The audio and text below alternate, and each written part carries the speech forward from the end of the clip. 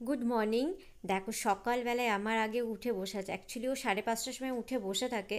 তো 5:30টায় ভীষণই বাইরে অন্ধকার থাকে বলে আমি ছাড়ি না, তারপরে একটু পরে ছেড়ে দিই।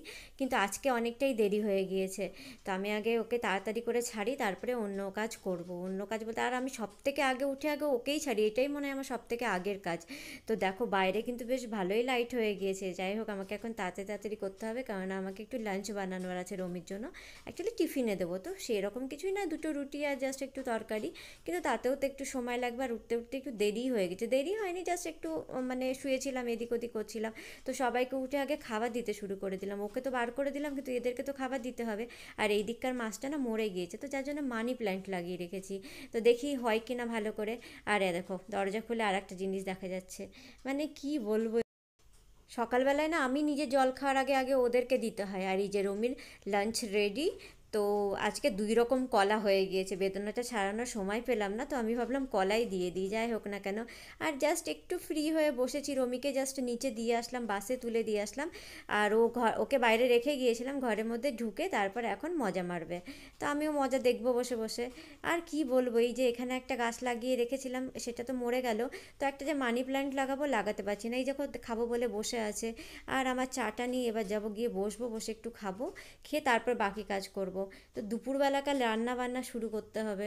সেরকম কিছু রান্না করব না, কিন্তু যত তাড়াতাড়ি পারবো রান্না করব। আর আজকে না মানে কালকে আমার সোমবার ছিল, তো সোমবারে উপবাস ছিল। তো আজকে মঙ্গলবার, তো সেই জন্য তাড়াতাড়ি রান্না করে খেয়ে ফ্রি হয়ে যেতে চাই। তো দেখো আজকে বানাচ্ছি চিকেন। চিকেন অলরেডি বানানো আছে রবিবার দিনকার। তো এতটুকু চিকেন বেঁচে আছে যে রমির আমার হয়ে যাবে, কিন্তু এর মধ্যে ঝোল নেই, মশলাটাও সেরকম লাগছে না, তো খাবো কী দিয়ে। তো সেই জন্য ফটাফট মানে তাড়াতাড়ির জন্য, দুটো মানুষের জন্য মানে পারফেক্ট হয়ে যায় এরকম করে, একটু আলু দিলাম, মশলাটা বেটে একটু করে নিলাম। তারপরে এর মধ্যে মানে জাস্ট কষা কষা রেখে দেবো, কেননা কালকে আমি একটু ঝোল বানিয়েছিলাম। তো সে ঝোলটা শেষ হয়ে গিয়েছিল, তো সেই জন্য আর সেরকম কিছু করবো না। আর এই যে, আর এইটা হচ্ছে ওল সিদ্ধ, রমিকেও ভীষণ ভালো লাগে, আমাকেও ভীষণ ভালো লাগে। তো দুপুরবেলাকার আজকের মেনু হচ্ছে ওল সিদ্ধ। এই যে লেবু চিপে দেবো তার মধ্যে, আর এটা হচ্ছে গন্ধরাজ লেবু, অনেক দিন আগে আমার হাজব্যান্ড নিয়ে এসে রেখেছিল। তো জাস্ট একটা বেঁচে আছে, এটা খেয়ে নেবো। আর এটা ভেতর থেকে খুব ভালোই আছে, আর এই রুটিগুলো মানে বেঁচে গিয়েছে, তো যখন সময় পাবো তখন খাবো।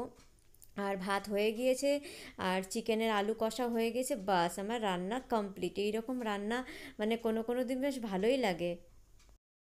সেই 12টার সময় খেয়ে শুয়েছিলাম, তারপরে উঠেছি 3:30টার সময়, রমি এসছে, দরজাটাকে খুলে দিয়েছে, তারপরে আবার শুয়ে পড়েছি।